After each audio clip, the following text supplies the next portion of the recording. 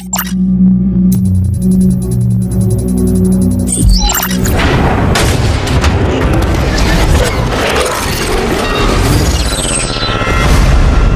ini saya akan membahas tentang sebuah topik yang selalu menarik perhatian kita semua, yaitu kecerdasan buatan.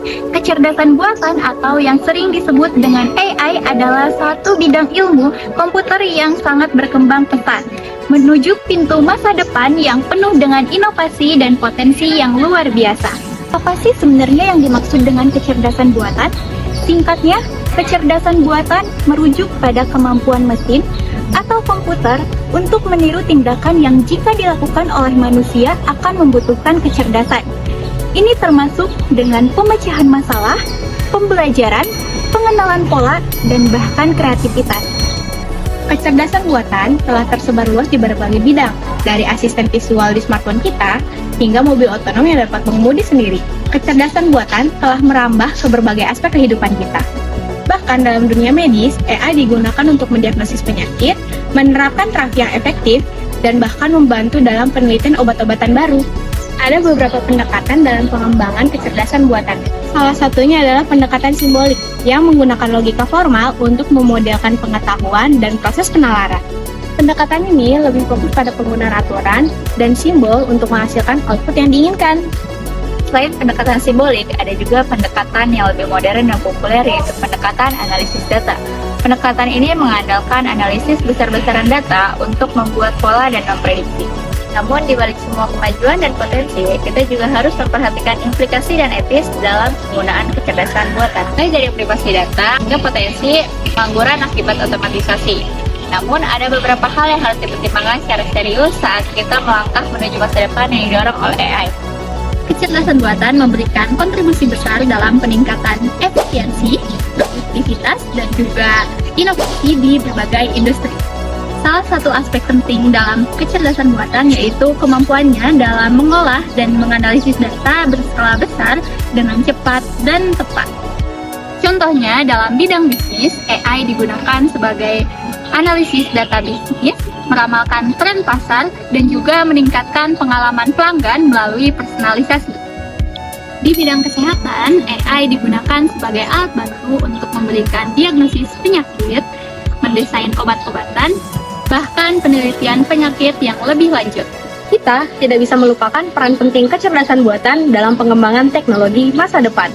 Dari mobil otonom hingga robot-robot cerdas, AI membuka pintu menuju dunia yang maju dan terhubung. Namun, kita harus sadar bahwa kecerdasan buatan memiliki dampak sosial dan ekonomi yang signifikan. Pengembangan AI dapat membuka peluang baru untuk pertumbuhan ekonomi dan penciptaan lapangan kerja, tetapi juga memicu debat antara etika, privasi, dan pengangguran teknologi. Lantas, bagaimana pendapat kalian? Kecerdasan buatan adalah kunci untuk menghadapi tantangan masa depan dan menciptakan dunia yang lebih baik bagi kita semua. Dengan pendekatan yang bijaksana dan tanggung jawab, kita dapat memanfaatkan potensi luar biasa dari AI untuk mencapai kemajuan yang berkelanjutan. Bagaimana kecerdasan buatan dapat diimplementasikan dalam bidang gizi dan kemajuan teknologi, kita memiliki kesempatan untuk mengoptimalkan pemahaman kita tentang pola makan dan gizi dengan cara yang tidak pernah terpikirkan sebelumnya.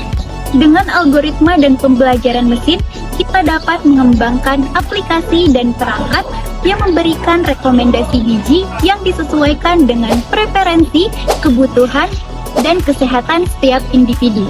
Di sini, kita akan membahas 3 aplikasi kecerdasan buatan di bidang gizi yang sudah berkembang pada saat ini. Yuk simak baik-baik. DietDuCate adalah sebuah aplikasi yang dirancang untuk membantu pengguna dalam merencanakan dan mengolah pola makan yang sehat. Algoritma di balik DietDuCate menggunakan pendekatan berbasis data untuk menganalisis preferensi makanan, tujuan kesehatan, dan profil kesehatan pengguna. Berdasarkan informasi ini, aplikasi memberikan rekomendasi menu makanan yang sesuai dengan kebutuhan gizi individu. Selain itu, DietDuCate juga menyediakan fitur sebagai berikut. Yang pertama ada pencatatan asupan makanan. Pengguna dapat mencatat makanan yang mereka konsumsi sehari-hari dengan mudah menggunakan fitur pencatatan asupan makanan. Mereka dapat mencatat jenis makanan, jumlahnya, dan waktu makan.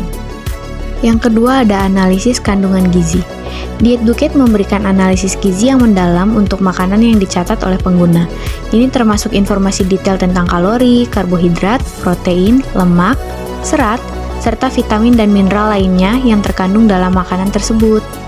Yang ketiga, kalkulator gizi. Dietduket juga menyediakan fitur perhitungan kebutuhan gizi sesuai dengan kondisi dan usia. Selain itu, ada fitur untuk menghitung status gizi pasien yang sangat praktis untuk digunakan.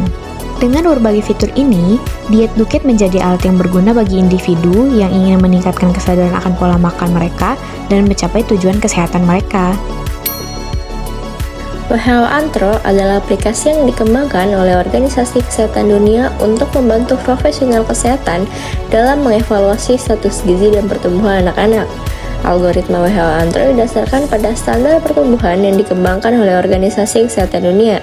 Standar ini mencakup kurva pertumbuhan berbasis populasi yang memperhitungkan faktor-faktor seperti usia, jenis kelamin, berat badan, dan tinggi badan anak.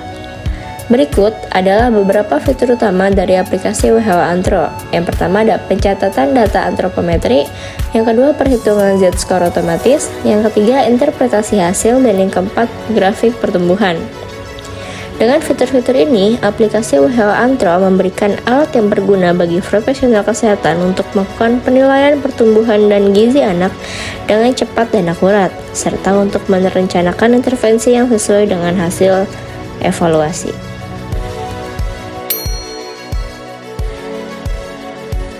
NutriSurvey adalah sebuah perangkat lunak mengolah data gizi berbasis desktop atau komputer yang dapat digunakan sebagai alat untuk menyimpan database makanan, mengetahui nilai dan zat gizi makanan sesuai dengan database makanan yang tersedia.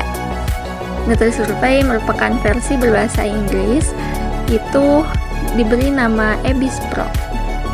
Adapun fungsi dari aplikasi NutriSurvey ini adalah menyimpan database bahan makanan, menyajikan informasi gizi bahan makanan, dan menyajikan analisis pengolahan data informasi gizi.